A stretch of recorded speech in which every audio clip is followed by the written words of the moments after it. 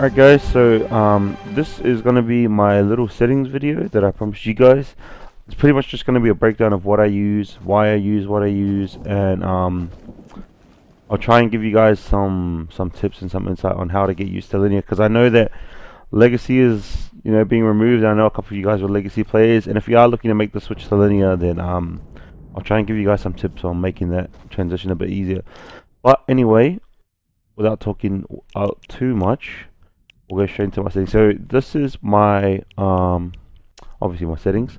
So I have, first of all, start with this. I have a 48% and 52% horizontal and vertical. The reason that is because in all the games I've played, especially shooter games, I've always had a low sensitivity. Halo, I used to have a low. COD, I had a low one, and it just helps playing with what you're used to. If you're I used to watch a lot of settings videos too, and I want to just copy my favorite player or the players that I thought were really good. I was like, man, he plays such a high sense.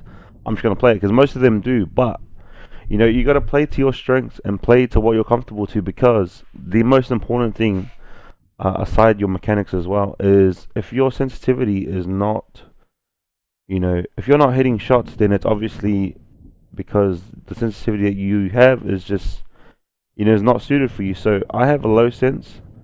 And I compensate that by having a high build and edit multiplier. So yeah, the reason these are so high is because these are so low. So if you're looking to switch to linear, I recommend around similar settings to this, maybe like between 40 and 50% for both of them. And you wouldn't want to use this much, 2.5 straight away, maybe like 1.8 just to begin with if you're making the transition.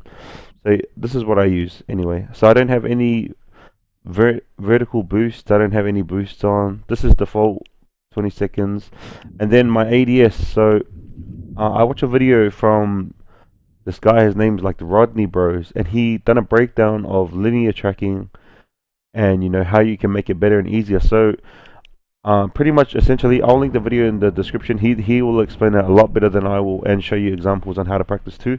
But essentially that's where I got this from, and I've been using it ever since. Obviously, aim assist 100% and linear. And then in my dead zones, I have 8 and 7. So 8 on the left stick and 7 on the right stick. And so we'll go to my binds. So here's my binds, which is, so before you guys say anything, I know that these binds are not the most optimal binds. A lot of you guys will probably be like, what the hell is this? But before I had so I have a scuff impact, but before I had my scuff impact, I had just a dual shock like everyone else, and I don't play claw, so I had to get used to. I had to try and switch my binds around to try and imitate everything you can do as a claw player without playing claw. And because I used to play bumper jumper on Black Ops 3, I have my index finger on L1 and my middle finger on L2. So when I came to Fortnite, I made L1 my jump, and I've just adjusted my binds ever since. So I have L1 jump, and then I have touchpad edit. Now the reason I can do that, and I don't know if it's considered claw or not, because I don't use the directional pads for anything else. But since I push L1 as jump, I can just slide my finger across and touch the top of the touchpad, and then that becomes my edit. So those are pretty easily accessible. And then I have L3 as my switch mode because I use sprint by default. So I know a lot of people use L3 edit, and that's fine. Like it all comes down to what's comfortable for you. So don't feel discouraged just because you see your binds are different, or you don't have the most optimal binds you feel, because it's just what's comfortable for you. So then I have switch weapon is X, and because I have a scuff impact, I use one paddle, which is the paddle on the right, and I binded my switch weapons to X.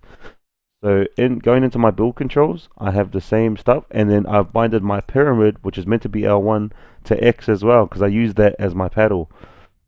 And then everything else is pretty much just default. And then into the edit controls, I also confirm with my paddle, and then I reset with R1. So what that looks like is when I have switching back and forth between weapons, I switch back and forth with X, but it's binded to my paddle.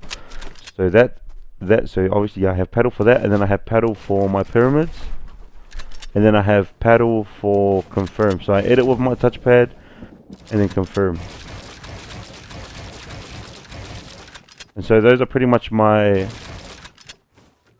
essentially that's my binds. It's just because it just shows that you don't need the most optimal binds to, be decent at the game kind of thing. You'll do just fine with the binds you have. All you gotta do is grind them out kind of thing, is what I'm just trying to say. So yeah, anyway, that's pretty much all that I have to do with my binds. I'll have some links in the description about how you can change your aim. If you're looking to make the switch to linear, I'll try and find some stuff and link it to you guys. Or if you guys have any questions, all my socials will be linked in the description. Feel free to shoot me a message. But this is just like a pretty much in-depth breakdown of what I use, why I use what I use, and how I got there. So anyway, I hope you enjoyed it. I wanted to keep it short, not too long. Don't want to bore you guys too much because no one wants to hear someone talking for too long. But I appreciate you guys coming through. If you have any questions, just feel free to message me. Don't be shy to shoot me a message. I'm always keen to help you guys. Anyway, thanks for watching. I'll see you guys later.